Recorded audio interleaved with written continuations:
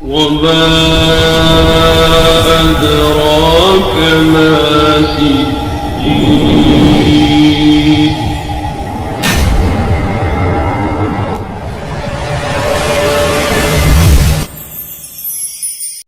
আসসালামু আলাইকুম রহমতুল্লাহ। প্রিয় ভাই বোন, আশা করি সকলে ভালো এবং সুস্থ আছেন। আসসালাতু আসসালামু আলাইকা ইয়া রাসূলুল্লাহ সাল্লাল্লাহু আলাইহি সাল্লাম। প্রিয় ভাই বোন, অনেকেই এই সমস্যার মধ্যে জর্জরিত যে 2-3 মাসের যে বাচ্চা বা যারা গর্ভধারণ করেন, অনেক সময় দেখা যায় যে বাচ্চাটি নষ্ট হয়ে যায় বা ভ্রূণটি নষ্ট হয়ে যায়। 3-4 বার নষ্ট হয়েছে এমন অনেকেই আমার সাথেও যোগাযোগ করেন হোয়াটসঅ্যাপ বা ইমোতে। বিষয়টা আসলে খুবই দুঃখজনক। কারো কারো দেখা যায় যে ব্ল্যাক ম্যাজিক বা কালো জাদু বা বিভিন্ন তদবিরের কারণে সন্তান ধারণ করার পরও বা গর্ভধারণ করার পরেও বাচ্চাটি 1-2 মাস পরে নষ্ট হয়ে যায়। আবার কারো কারো আছে যে ব্ল্যাক ম্যাজিক নয়, অনেক সময় মেডিকেলি বিভিন্ন ধরনের সমস্যা যদি থাকে সেক্ষেত্রে বাচ্চা 1-1.5 মাসের মধ্যে নষ্ট হয়ে যায়। তো আজকের যে ভিডিওটি এবং যে তদবিরটি ভিডিওতে আপনাদের সাথে শেয়ার করব, সেটি মূলত যাদের গর্ভধারণ করার পর 1-2 মাস বা 3 মাসের মধ্যে বাচ্চা নষ্ট হয়ে যায় তাদের জন্য। এখানে একটি বিষয় আপনাদেরকে বলি, সেটি হচ্ছে এই তদবিরটি তাদের জন্যই যাদের বাচ্চা কনসেপ্ট করেন কিংবা গর্ভধারণ হয় কিন্তু বাচ্চা নষ্ট হয়ে যায়।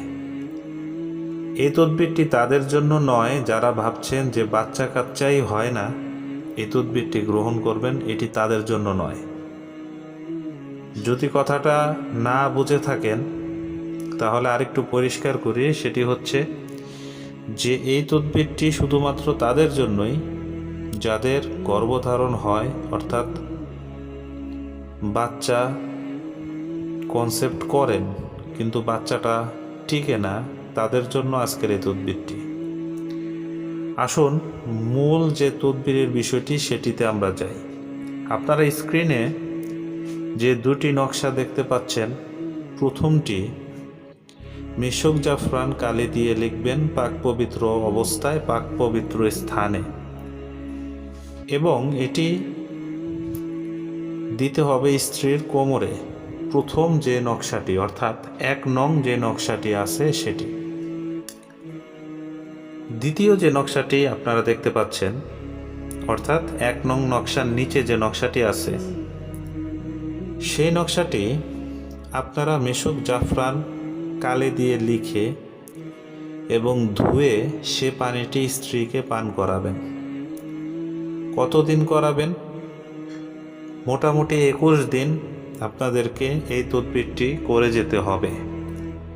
প্রথম নকশাটি আপনারা একবারেই লিখবেন এবং মাদুলিতে ভরে সেটি স্ত্রীর কোমরে ব্যবহার করতে দিবেন, এবং দ্বিতীয় যে নকশাটি সেটি ধুয়ে 21 দিন ইনশাআল্লাহ পানি খাওয়াবেন। তাহলে আল্লাহ পাকের রহমতে এই কাজের বা তদবিরের উসিলায় আল্লাহ পাক বারবার নষ্ট হয়ে যাওয়া এবং গর্ভপাত হওয়ার যে সমস্যা সেটি ইনশাল্লাহ রোধ হবে। আর যারা নিজেরা তদবির করতে পারেন না বা কখনো করেননি, তাদের আমি বলবো স্ক্রিনে দেয়া আমার এই নাম্বারে সরাসরি আমার সাথে ইমো কিংবা হোয়াটসঅ্যাপে মেসেজ অথবা ভয়েস মেসেজের মাধ্যমে যোগাযোগ করুন। আর যারা তদবির নিজেরা করবেন তারা অবশ্যই আমার থেকে ইজাজত বা অনুমতি নিয়ে নেবেন। সকলে ভালো এবং সুস্থ থাকুন। জাযাকাল্লাহু খাইরান। আসসালামু আলাইকুম রহমতুল্লাহ।